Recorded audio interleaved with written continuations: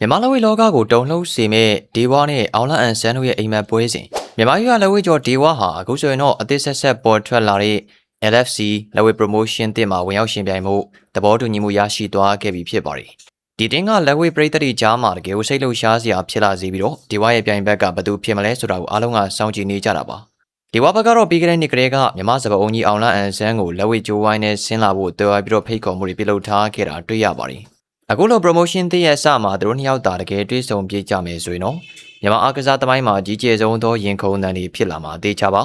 လက်ရှိချိန်ထိတော့အောင်လအန်ဆန်းဘက်ကဒီဖိတ်ခေါ်မှုပေါ်မှာတရားဝင်တုံ့ပြန်ပြောကြတာမျိုးမရှိသေးဘဲနဲ့သူကိုယ်တိုင်လည်းလက်ဝဲပွဲစဉ်တစ်ပွဲလောက်ကတော့နှွဲကျင်တဲ့ဆန္ဒရှိနေတာရိပ်မိနိုင်ပါလိမ့်အောင်လက MMA လောကမှာချန်ပီယံဖြစ်တယ်လို့မြန်မာပြည်လက်ဝဲရဲ့အနှစ်သာရကိုလည်းအမြဲတမ်းတန်ဖိုးထားလေးစားတဲ့သူတစ်ယောက်ဖြစ်ပါတယ်ဒီဝါဘက်ကဓာတ်ရိုက်ကြီးစိန်ခေါ်တာမျိုးမလုပ်ခဲ့ပေမဲ့အောင်လလိုဝိုင်းရင်ကစားမကြီးနဲ့လက်ရည်စမ်းကြည့်နေတဲ့ဆန္ဒကတော့ဖုံးလို့ဖိလို့မရအောင်ထင်ရှားနေတာပါဒီလိုမျိုးထိပ်သီးနှစ်ယောက်ရဲ့အားပြိုင်မှုကိုမြင်တွေ့ကျင်နေတဲ့ပရိသတ်တွေကလည်းတတိထက်နေ့ပုံမပြီးတော့များပြားလာနေတာတွေ့ရပါတယ် LFC ရဲ့ဖွင့်ပွဲအခမ်းအနားမှာဒါဒီလိုမျိုးအားကစားလောကရဲ့ပြရုံနှစ်ခုကိုဒီချိန်လောက်တွေ့ခိုင်းစေချင်တာက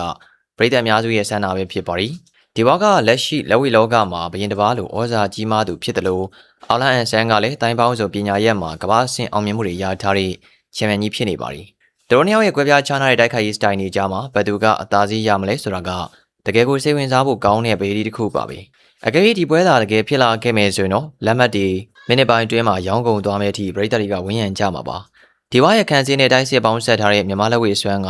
အောင်လာရဲ့တိုင်းပေါင်းစုံတွေ့ကြုံတွေကိုဘယ်လောက်ထိရှင်းပြနိုင်မလဲဆိုတာတကယ်ကိုစိန်ခေါ်မှုကြီးတစ်ခုဖြစ်နေမှာပါအောင်လာအနေနဲ့လည်းလက်ဝဲစီကန်းအောက်မှာကစားရမယ်ဆိုရင်သူ့ရဲ့ခွန်အားနဲ့ပညာရပ်တွေကိုဘယ်လိုမျိုးအသုံးချသွားမလဲဆိုတာကရင်ခုန်စရာအတိပါပဲဒီပွဲကအနိုင်ရှုံးထက်မြန်မာအားကစားလောကရဲ့ဂုဏ်သိက္ခာနဲ့စီးလုံးမှုကိုဖော်ပြမယ်ပွဲကောင်းတစ်ပွဲဖြစ်လာနိုင်ပါတယ်။ခုချိန်မှာတော့ပရိသတ်တွေ LFC promotion ဘက်ကနေဒီအိမ်မက်ကိုအကောင့်ထဲပေါ်ပေးနိုင်မလားဆိုတာမျှော်လင့်ကြီးနဲ့စောင့်စားနေကြတာပါ။မြန်မာပြည်မှာလက်ဝဲချန်ပီယံနဲ့ MMA ချန်ပီယံတို့ထိပ်တိုက်တွေ့မဲ့မြင်ကွင်းကတော့တကယ်ကိုရုပ်ရှင်တစ်ပုဒ်လိုခန်းထားနေမှာမှန်ပါပဲ။ဒီဘွားရဲ့ပြင်းပြတဲ့ရှင်ပြိုင်လိုစိတ်နဲ့အောင်လာရဲ့ရင်းကျက်တဲ့ကစားမစိတ်တဲ့တို့ပေါင်းဆက်လိုက်တဲ့အခါမှာတော့တကယ်ကိုအစဉ်တန်းမြင်မာတဲ့ပွဲစဉ်တစ်ခုပေါ်ထွက်လာမှာဖြစ်ပါတယ်။ညီကိုတို့အနေနဲ့ရောလိုမျိုးအိမ်မက်ပွဲစဉ်ကြီးကိုတကယ်ဖြစ်လာစေခြင်းကြလားဗျ။တကယ်လို့သာဖြစ်လာခဲ့ရင်ဘယ်သူဘက်ကအားပေးကြမလဲဆိုတာလေးစိတ်ဝင်စားစရာပါ။အတူတူဆက်ပြီးတော့ဆွေးနွေးကြရအောင်ပါ။တခါလေးတော့လေခုလိုမျိုးထိပ်သီးရဲ့စုံတွေ့မှုကအနာဂတ်လူငယ်တွေအတွက်ပါအင်အားသစ်တွေဖြစ်လာစေတာအသေးချပါပဲ။ LFC ရဲ့ပွဲဥအတွက်မှာအောင်လာနဲ့ဒီဝါတို့ရဲ့အားပြိုင်မှုတွေကိုမြင်တွေ့ရဖို့အတွက်စီစဉ်တွေကဘယ်လောက်ထိခီးရောက်နေပြီလဲဆိုတာကိုလည်းအားလုံးကသိကျင်နေကြပါပြီ။ဒီဝါကတော့သူ့ရဲ့သဘောထားကိုပြပြသားသား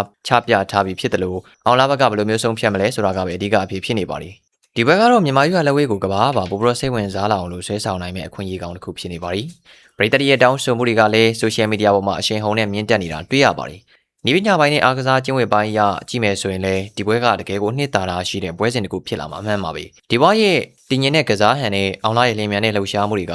ဂျိုဝိုင်းတွင်းမှာဘယ်လိုမျိုးအားပြိုင်ကြမလဲဆိုတာစိတ်ကူးကြည့်အောင်နဲ့ရင်ခုန်စရာကောင်းနေပါပြီ။နှစ်ယောက်လုံးကပရိသတ်ချစ်တော်တွေဖြစ်တာကြောင့်ဘသူနိုင်နိုင်ရှုံရှုံဒီပွဲကတော့သမိုင်းဝင်ပွဲတစ်ပွဲအဖြစ်ကျန်ရစ်စေခဲ့မှာအမှန်ပါပဲ။အခုလိုမျိုး promotion တစ်တွေပေါ်ထွက်လာတာကလေကစားမတွေအတွက်အခွင့်အလမ်းတစ်တွေအများကြီးပေးစွမ်းနိုင်ပါလေဖြစ်ပါတယ်ခင်ဗျာ။